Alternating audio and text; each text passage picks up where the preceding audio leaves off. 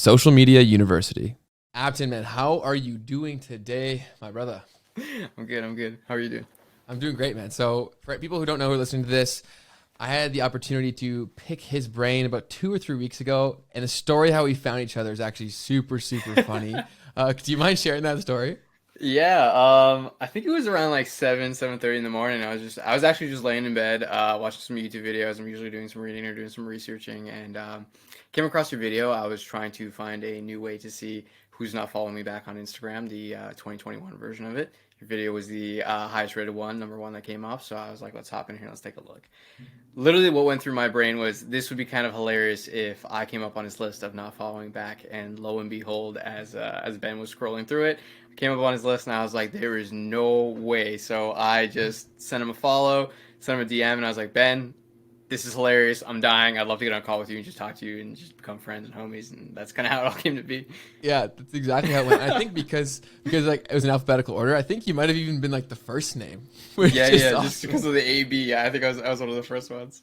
That's so awesome. Yeah, so I got that DM, and then I was like, that's so funny because I've been following you for almost a year now, and I had heard great things about you from people in the space, and then it was awesome to actually hear from you, and that's what got me really excited to share this with everybody else. So I'd like to basically go through our conversation that we had privately Yeah. and talk about it here. So how did you get started in this whole world that we're in now of online business?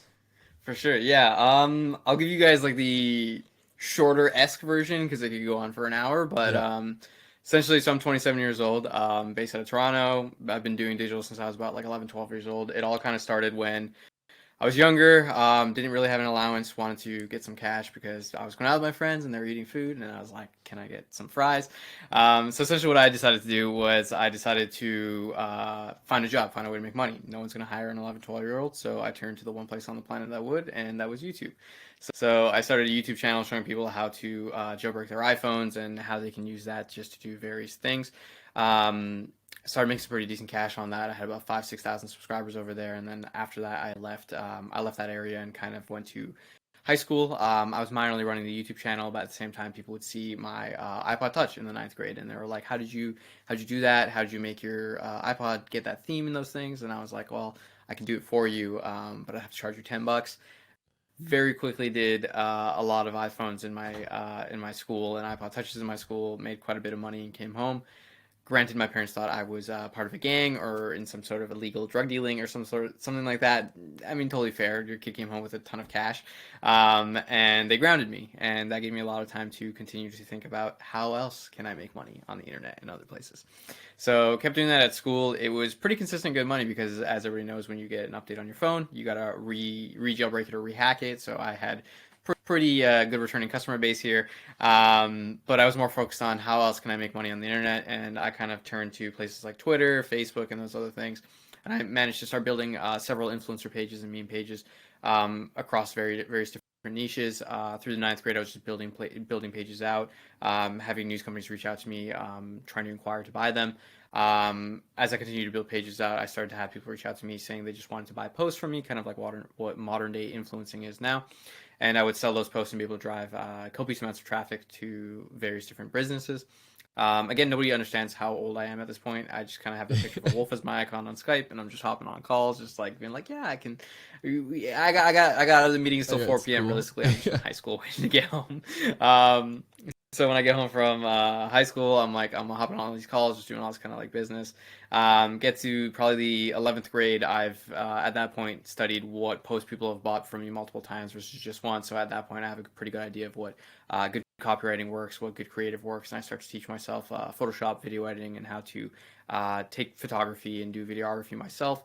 And once I've learned all that, I'm kind of then giving them feedback saying, hey, you should structure your actual post like this or your advertisement like this because it'll likely get better results. And I was just putting together little PowerPoint case studies based on what other clients were doing and what I had learned over the past 2 years. And at that point, they realized like, hey, this guy knows what he's doing. Let's just let him let's let him take the content we give him. He can adjust it. He can create our campaigns as well as push the traffic. And at that point is kind of when I realized like, wow, I kind of just threw myself into a role that most people go to school for, and I just kind of like did on a whim and just kind of practiced over the course of years by accident. So I then graduate high school. I get to university. I end up hiring my twin sister and two of my really good friends to kind of assist me with the business because I was doing a Bachelor of Science and quickly realized that there's no way I can do a Bachelor of Science, go to all my classes, go to all my labs, go to all my Pekins, commute, and run this business all at the same time. So I end up hiring several people out, and we all start working on the project together. Fast forward through university, I'm quickly learning other things that clients are requesting, like, hey, do you do email marketing? Hey, do you do Facebook ads? Hey, do you do Snapchat ads? Hey, can you help us with our website? Can you help us with our customer journey? And that's kind of some of the areas that I fell in love with along the way is how do you build companies that will stand the test of time and last through building really strong communities through various different facets that can exist for a business. And then further taking that a step further by saying, like, can we build a Spotify playlist for this business? Can we build a YouTube channel for this business? What other streams of revenue can we build for this business to make it as profitable as possible? So after I graduated university, I decided to just pursue this full time, and it's been quite the journey ever since. Our team has grown significantly since then, and I enjoy that we have a smaller team, but I'm a very quality over quantity type of person on everything we're working on and everybody we work with. Majority of the companies that we end up working with, we're able to scale rather quickly, and we're able to generate anywhere from a 2.5 through an 8x. And if they're able to handle the growth and the growing pains, we're able to scale them typically within 2 to 3 years to become anywhere from 5 to 10 million plus dollar businesses. The largest businesses we ever helped grow have gone on from having us a pre-launch to do 20, 30 million plus per year. And now we're just kind of having fun with it. We're working with clients that we truly love working with. Everybody is essentially performance based in some type of way. We'd like to give it our all. Everyone's month to month. So if anybody's ever unhappy at the end of the month, they can totally leave if they choose to. But this is kind of how we chose to run the business. And realistically, borderline nobody leaves because they're extremely happy with the work and extremely happy with the team. But that's kind of like the super long story short on kind of how it all came to be. Yeah. So obviously that's most of what I had written down before, but I forgot about the whole jailbreaking the iPods and whatnot. So I was someone who also had hustles in high school, and like almost everyone that I speak to is an entrepreneur now. Like they had that sort of approach to things. So where was that influence in your life? Like, because a lot of people, even if they have an opportunity like this, a lot of kids, especially, they don't think that there's money there. Like, so where was that influence for you? To be honest with you, I probably couldn't tell you. My mom, shout out to my mom. My mom's a really hardcore hustler. She's won like the award in Ontario with RBC for being like the #1 financial planner multiple times. Wow. She definitely played a very, very strong role on where I got to today. But I actually asked my parents that question when I was younger. I was like, did I ever do anything, or did something ever influence me some type of way? My dad told me I used to take my goldfish crackers and flip them at school for just other things and items, and I was like, I don't even remember doing that, and he found it hilarious. So I think it's just always something that's been with me since I was like a kid. My family used to own a Mr. Sub when we were a lot younger, so they ran their own businesses before, kind of switching careers and doing what they're doing now. I'm not sure there is any exact pinpoint of inspiration. I think I just watched a lot of movies, and I would see things like Wolf of Wall Street and those types of things, and I'm like, yo, this is mad inspirational. I'm kind of about this life. I mean, being an entrepreneur, I mean, like you know this, it's not the easiest thing on the planet. You're gonna have your highs, you're gonna have your lows. But being able to be your own boss and working your pajamas or pull up in a suit whenever you want is one of the best. Yeah, and I think for people who, like, I would classify you as this. It's like I'd say that you're definitely like a purebred entrepreneur. Where like I don't think you would be able to be okay in like a conventional 9-to-5 environment. Like you'd probably go insane. You know what I mean? And I'm much the same. I would, I would honestly probably like. I'd probably work my ass off and then at some point be like, hey, can I get some equity in here? Yes. And I want to work harder and let's just take your business. Exactly. But then in turn, you're becoming an entrepreneur, right? Like you'd be it or you'd force your way into it. And I was like the same sort of thing. And that's the approach that I had. So it's very cool to see how like these things start and they blossom. But one thing during your story that like you undersold completely was the Twitter, like your experience on Twitter and like what you built there. Do you mind going a little bit deeper into like the earlier days of Twitter and how you grew these massive pages? And then also don't be so modest, like share about the size of the pages and stuff. I'll be a little arrogant. We found ways to just grow niche pages, like something I absolutely love to do, and like I've done on Spotify as well as a couple of other places. And it's really funny when you kind of see people's reactions to what you're kind of doing. Is I'm by no means a traditional marketing company. We always go above and beyond where we can, and we try to find all the other areas that we can improve on. And one of my favorite things was always just messing with algorithms and growing things out. Like we've grown over 30 million followers for clients, just through advertising as well as just through growth methods, whether it's combining all of the kind of like meme pages together. Like I kind of started one of the original groups on the internet that brought together all of the meme creators, as I was a memer myself, and that's kind of how I fell into it all, building pages around memes. I used to be really big into poetry, and I would grow poetry pages, and I would use those poetry pages to grow other pages, and we started growing cute animal pages. And then at some point we had clients that would reach out to us to buy posts, and I was just like, why don't I just build a page dedicated to what you're doing? So I would build an EDM page for when I was working with a ton of EDM musicians back when EDM was like the main thing before. Now rap and like R&B is definitely the main thing again, music wise. We kind of would I would bring together a community, and I cultivate a community that still to this day exists and still borderline runs the meme industry of the internet. And like we were able to make almost anything go viral at any given time. We were able to drive upwards of 50 to 100,000 visits to a website at any given time. We were able to make things trend at any given time. And just taking everything that I learned from that and then kept applying forward is kind of how we went with it. Like the really fun thing with Spotify especially was for Twitter was finding ways to get around the Twitter algorithm. For Instagram was finding ways to get around the Instagram algorithm. But Spotify is this like really interesting thing because the algorithm, there's not many people who are actively trying to break it. They're just buying spots on playlists and those types of things. And I'm pretty confident that the Spotify algorithm understands that you're buying spots on playlists. So if you drop a song and you get promoted through those playlists, they don't reward you in comparison to when you go viral on social media. So an example of that is on Twitter. When you post a Spotify link, there's actually like a play card that exists that you can play the song within there. The same way that when you when you watch a TikTok, that actually plays that attributes to a play on Spotify. I believe it's like 3 views on TikTok is one actual Spotify play that the artist will get paid for. So now a lot of artists are leaning in on TikTok to do that, but what they don't realize is that you can actually do that in a lot of different places. So we'd find ways to make songs go viral on whether it be Facebook or on Twitter, using all these meme pages, and then what that would in turn feed is Spotify's algorithm, which would put you onto release radar. So I actually spoke with Warner and a couple of other music labels, and I'm just that kid who pulls up and I'm like, hey, what's up? What's going on? I'm young. I'm wearing a hat. You guys are all wearing suits. We sit at a table, and they lean in on what you're about to say, and you just tell them what exactly you're doing. It just goes completely over all their heads, and they're like, what in the world? Like, how did you figure that out? What's going on with it? So one of the things that I absolutely love doing all my life is just finding ways to break these algorithms and getting around using other methods and just keep testing them. Because once you find something that works, realistically nobody else is really doing it, and it's very hard for anybody to figure out that you're doing it. So I mean, like, I publicly put it out on podcasts and shit like this, but like I honestly don't think many people are able to go and replicate the things that we're doing, which is why I'm a lot more open about it. But yeah, I mean, like, we're pretty good at breaking algorithms and just kind of having fun with it and exponentially growing people out to get them to exactly where they need to be. So what was the first Twitter meme page that got this whole thing going? The first page originally was a page that I had called, and this is a screen name that all my younger friends roast me for. I went by Mr. Poet on literally everything. That was my screen name across the board. Nice. I was just about poetry, and it was my COD gamer tag and like everything. So I had a page called Mr. Poet Smiles, and I would just post poetry on there. And the poetry was just naturally getting followers.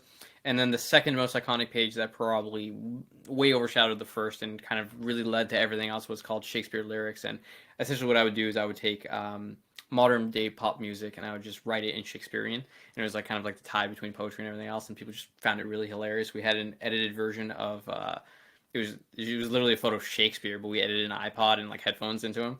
Very nice. And it was just we would make a post. It would get like anywhere from like 1,000 to like 10,000 retweets, and it was just the count was just growing exponentially. So that was when I realized, like, okay, cool, I can probably repost myself on this to grow other pages. And then we just started to cover a various area of niches and take advantage of it.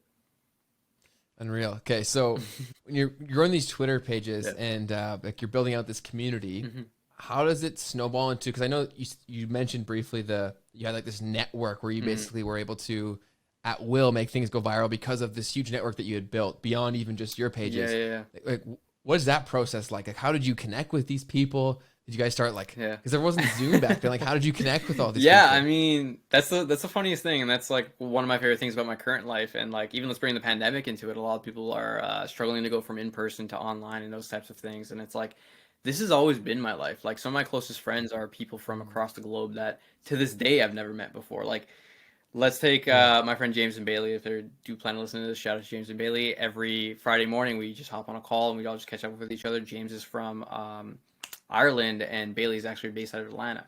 I've never met either of them a day in my life, but they're some of my oldest friends that I've known, God, since I was like maybe 14 years. I have my homie like Manuel So who's in cool, man. Portugal that works with us. I have my other homie Manuel who's in Texas that works with that. He doesn't work with us. Like he's one of my best friends, and like I just talk to him all the time.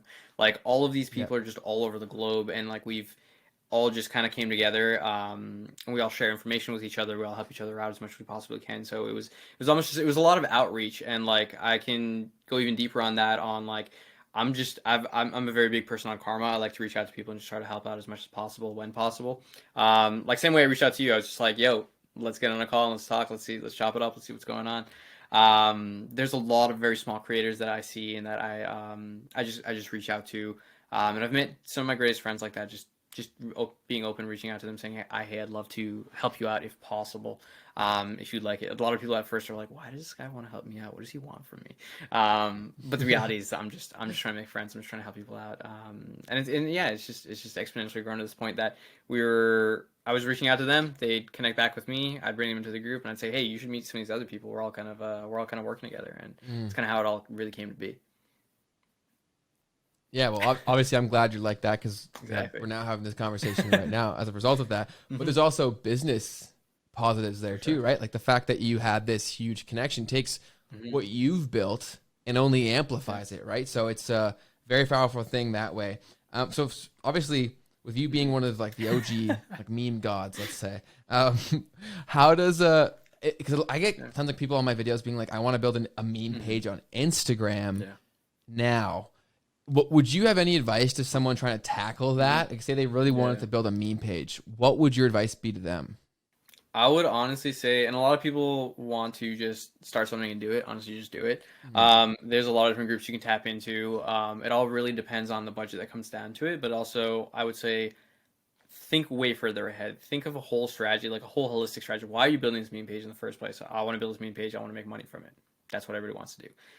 Plan ahead, because what I would say now is that building these pages is great. It's just not, the money isn't as good unless back to push it onto. If you're just selling posts and stuff, it's not the most great thing unless you have really great clientele. You have massive pages, but as let's take Instagram as a perfect example. As you grow those pages out, naturally the algorithm is getting harder and harder. If you have 100,000 followers, you're realistically being seen by anywhere from 3 through 10% of your following. So what I always encourage is build pages that are niched into a specific way with people that you want to work with, that is going to make you more money. I'm sure you know on YouTube that if you have certain niche type pages, like if you're working with a tech channel, you're obviously going to get tech ads, and tech ads might pay more versus other people who are just doing completely other things. Like channels dedicated to kids, they're getting kids who are watching them, that leads to kids toys ads, and I think that's one of the most profitable things on YouTube based on what I've been hearing in the past couple of years.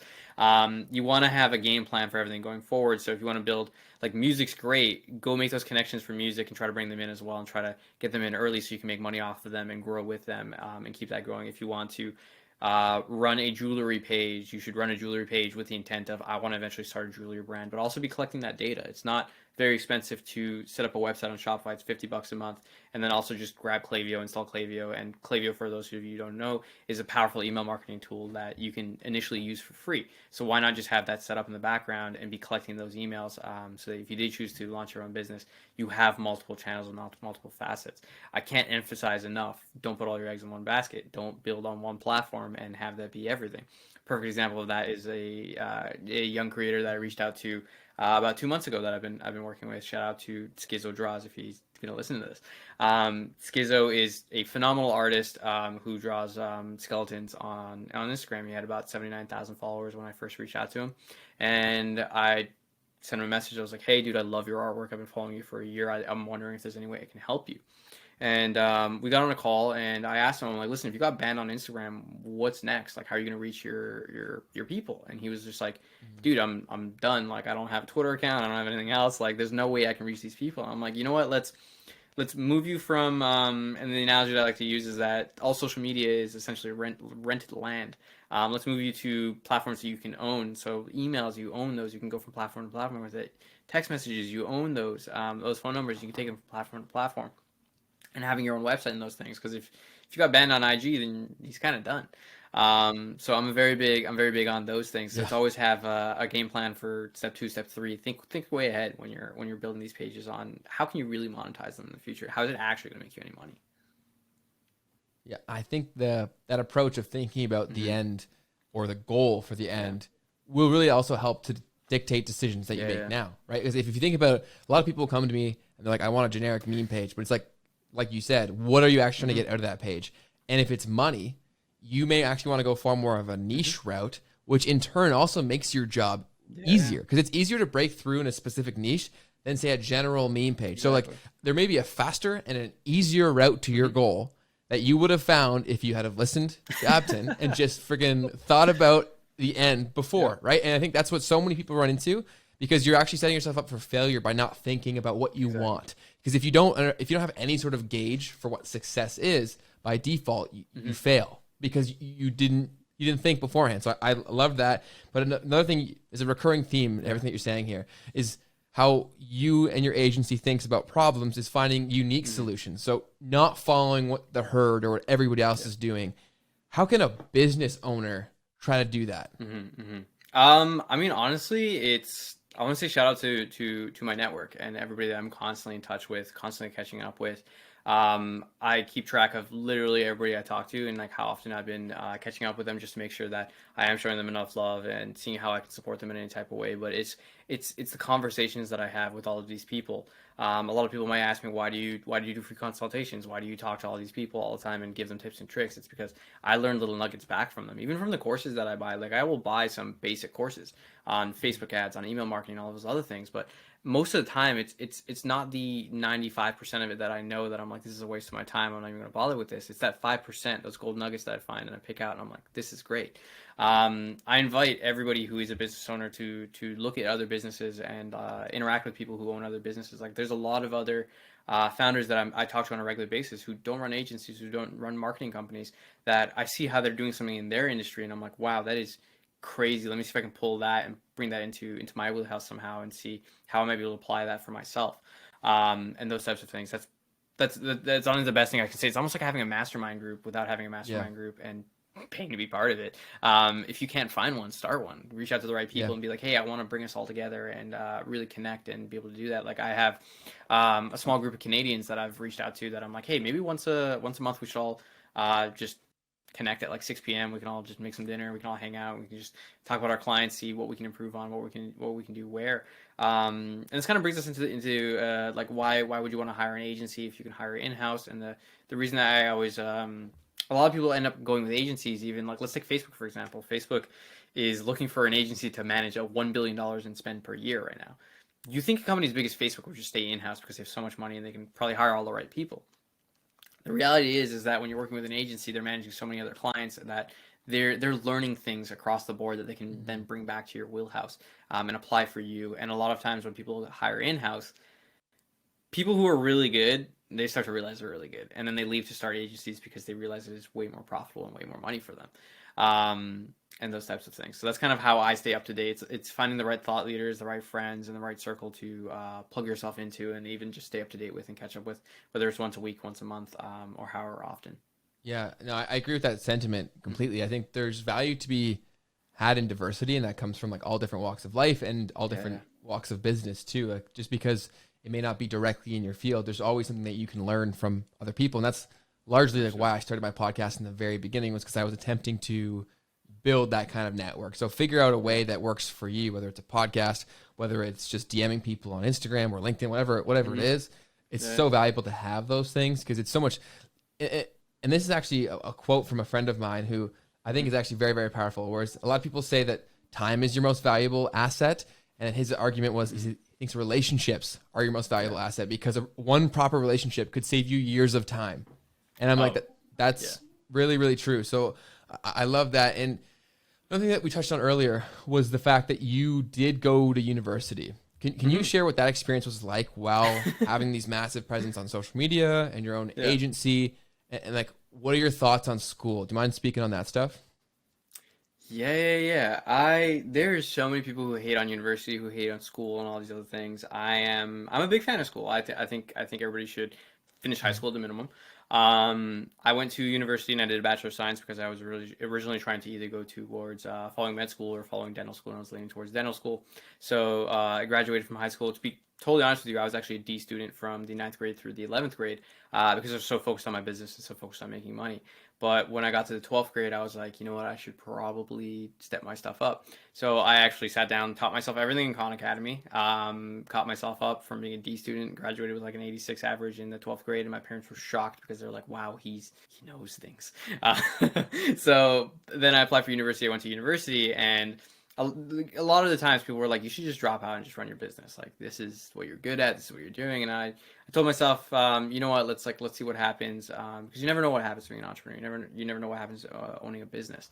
I will say the people that I met who are now part of my network are some of my closest friends of all time is one thing. The level of stress that I went through this is one of the main things I always tell myself is the level of stress I went through commuting, taking all my classes, having a decent social life, and trying to run the business all at the same time while trying to manage some sleep was the hardest period of my entire life. There is no other period of my life that I will say I was way more stressed than that. And now that I am in, let's say, the workforce, I always think back like, wow, things are kind of hard right now. And I think back to then and I'm like, nothing was ever as hard as that. I'm a big fan of school because school, actually, you can learn some amazing things. I recommend school specifically for the experience and the connections that you can make. A lot of the people, to this day, I've never had to market our services. I've never spent any money to market my agency in any type of way. It has all been referral based, just from people saying really great things, from our clients saying really great things, from friends that I made from university, friends that I made through high school, who still kind of have an idea what's going on, and they're like, "This is the guy who's the GOAT for this. You got to go to him. You gotta get this done." And like, man, like what you were saying with your quote that your friend said, it is really who are your friends, who is your circle, who are the people that you know, because so many people want to start an agency, so many people want to get into social media marketing, and I'm gonna be honest with you, anybody can do it. I didn't study marketing a day in my life. I just kind of tested all these things over the past decade and learned them, and got really good at them. But it really does come down to who do you know and who can help you out with getting clients, who can put you in the right doors, who can put you in the right places, which is why I have some friends that I consult for that I know can afford my $300 an hour rate, but I don't charge them a thing because at the end of the day, they're always connecting me with all the right people and sending me those right connections. Even all the right people that I'll get a call with somebody and I'll be like, I should probably be charging you $300 an hour, but I choose not to because by the end of the call, they might be like, you know what, I have somebody I can connect you to. It is not the first time that somebody I haven't spoken to in almost 3 or 4 years has sent me a message out of the blue saying, "Hey, I work at this company. I really think you could help them out." Or, "Hey, I have a friend who's working on something. I really think you could be that guy to take them to the next level." So that's kind of my look on school. I think it is a great opportunity for anybody. I think it is very specific on kind of what you want to learn. Like if you want to be a doctor, obviously you should go to school because you need to get the license and all that kind of good stuff. I think you can learn some amazing things, but I'm also not against the idea of that you can learn a lot of things online. I think schools are slightly behind, and I think they need to catch up in various different ways, and bringing the whole entrepreneurial experience and just like a hands-on experience to a lot of different things, because a lot of it is very, very theory-based, but it is very up in the air depending on what exactly you're studying. But I do recommend everybody at least finish high school, get that basic education, because that will help you through your life. And then I invite everybody to the internet is an endless resource. The business that I've created based on theoretically spending $0 on the internet, it's amazing. Yeah, it's pretty crazy. And I'm a big believer in what you give is what you get too. So definitely believe that everything comes back to you. But I'm someone who I did study marketing at school, and I left. Now that I work full time with my business and marketing, all my parents' friends are like, "Oh, like you learned all that at school?" And I'm like, "None. Like I learned truly none of what I do every single day from school." And we spoke about this briefly on our last call, where it is really, really lagging behind, and you're actually trying to remedy that. Are you able to talk about that whole thing? Yeah. So I can't get super, super specific, but basically, something I'm very passionate about is teaching and just helping people. Again, like very big karma guy. And I originally, after I graduated from university, my parents told me like, "Hey, can you go get a piece of paper that says you're actually good at what you're doing, just so you have a little bit more credibility?" In my head, I was like, "I've been featured in a lot of places. I don't know if I need to do this," but I'm like, you know what? I'll give it a shot. I'll check it out. I originally applied to a couple different universities to get my MBA and pursue marketing because I realized that you could actually go through any other degree and then go get your MBA and do that. And as I was looking through it, they didn't really interest me, as well as some places actually rejected me, saying that they didn't think I would be beneficial to the university and the MBA program, because typically most MBA programs, they don't have 21-year-olds, they have 26 through 35-year-olds who've been working in the workforce for a while. So it was kind of weird when I had to apply, saying like, hey, I have 8 years experience, but I'm 20.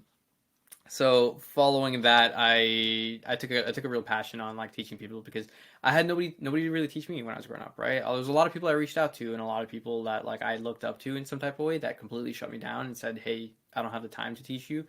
It's going to cost you $500 an hour to even talk to me." And I'm like, dude, that's crazy. I wish I had that in my life. So I think that's what I'm trying to be for a lot of other people now. Is I guest lecture at a ton of universities across North America, including some of Canada's top business schools, and I love it to death, because I go in, I drop some knowledge. It really resonates with them, because they aren't being taught this stuff in school. They aren't being taught like most programs that teach digital marketing in any type of sense. All they really talk about is creative and copy.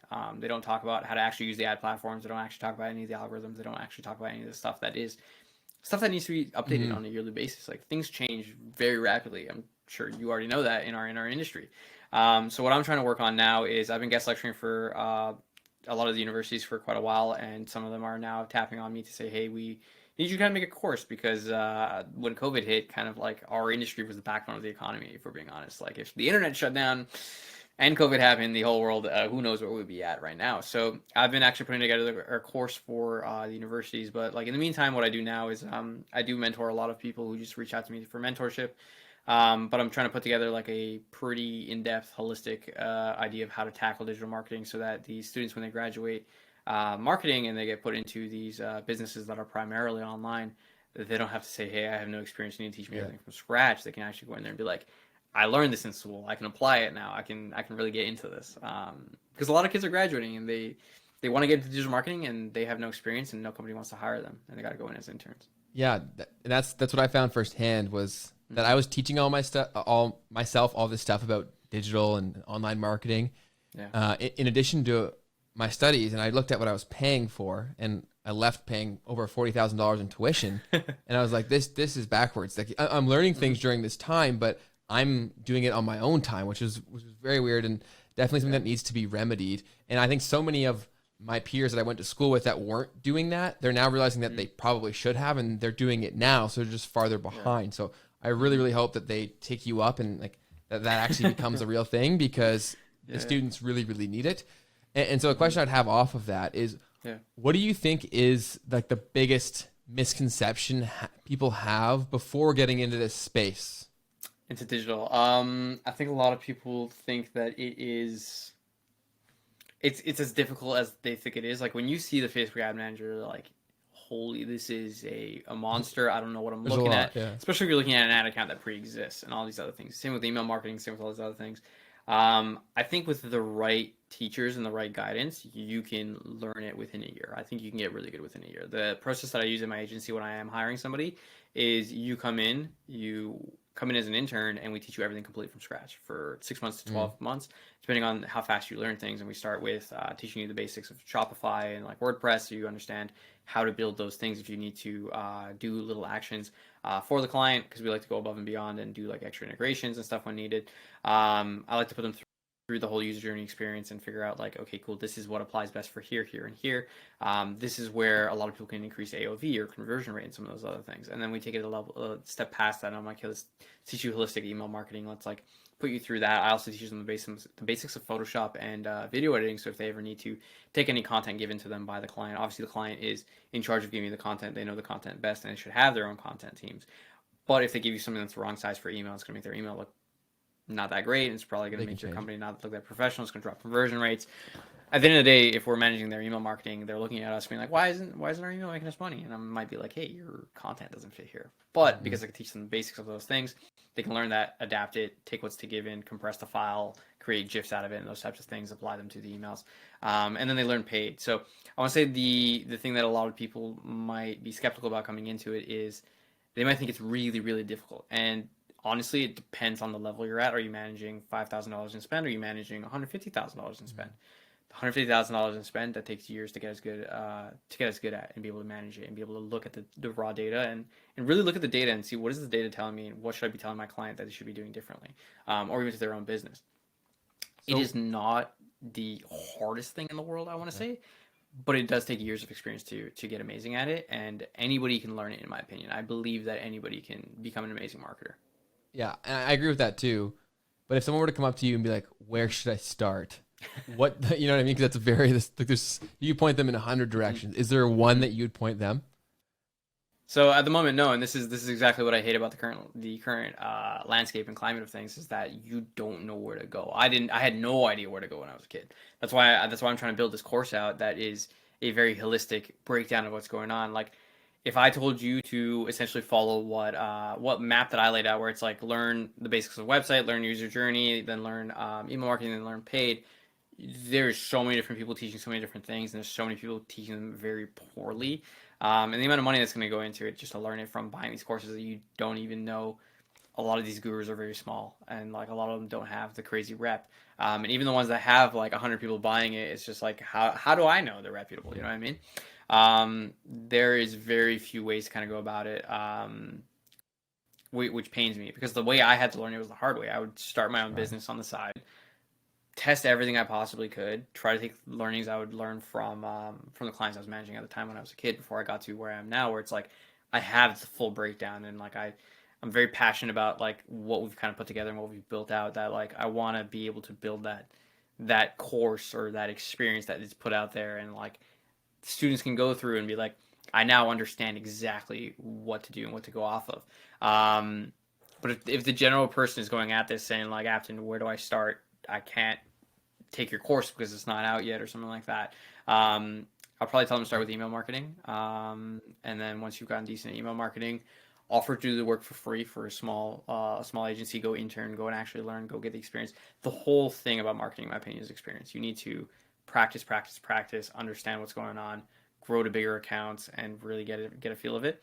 Learn email. From email, start to do some research on paid. When you understand paid, naturally with all that comes user experience on a website, and like you're going to talk to your clients, you're going to see your clients, and what exactly they're doing. Once you've learned what they're doing, what's working for them, you can kind of get an idea of, be like, okay, cool, this one process of it, this pre-purchase or this post-purchase, or laying the website out like this is getting the most clicks in these ways. You will naturally learn if you're willing to take that extra level that we do for our clients. We like to get really, really deep with our clients and say, what are you guys changing? What's working? We might even recommend you guys try this. Let's test this. Let's see if this is going to work.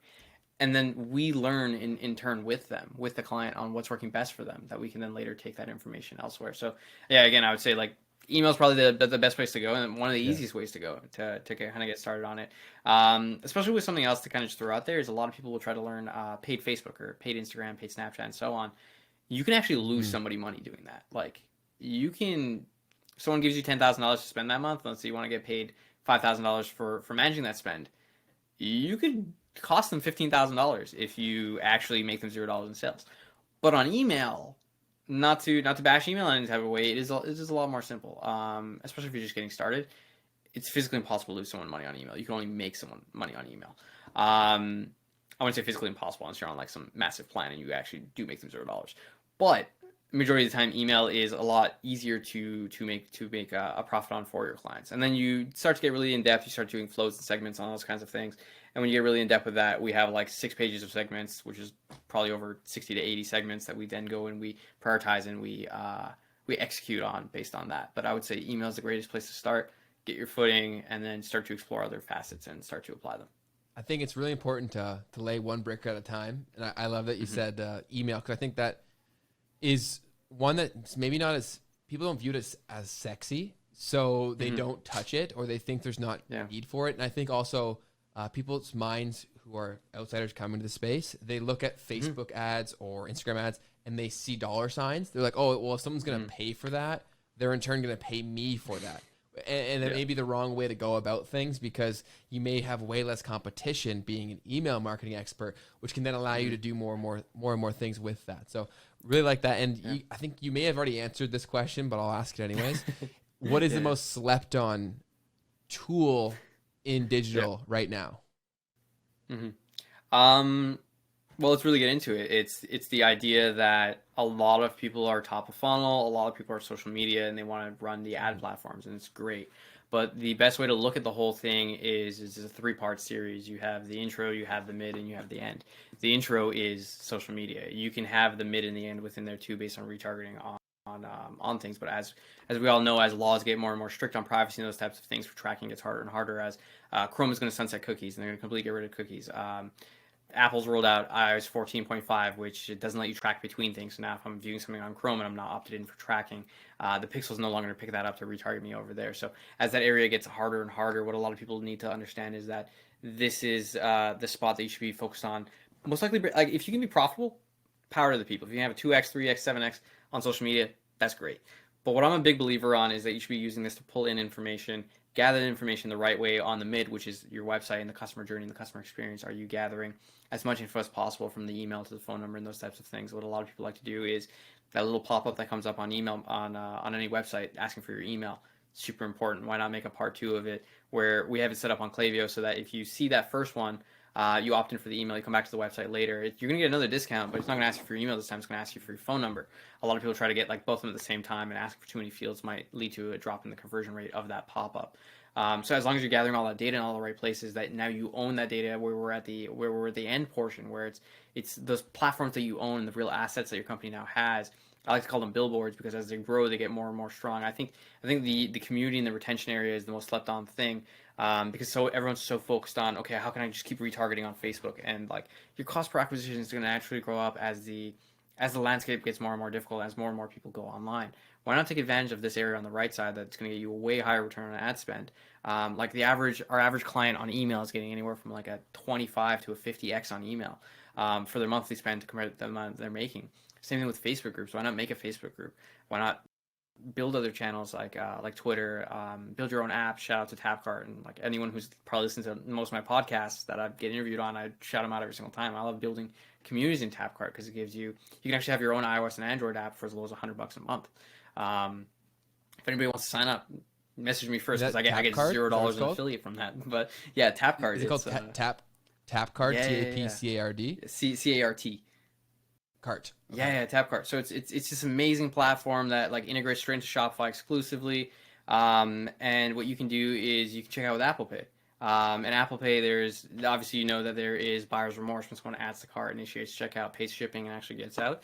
You go from like 8 to like 2%, maybe 3% if you're lucky, 4% if you're an amazing thing you're doing free shipping.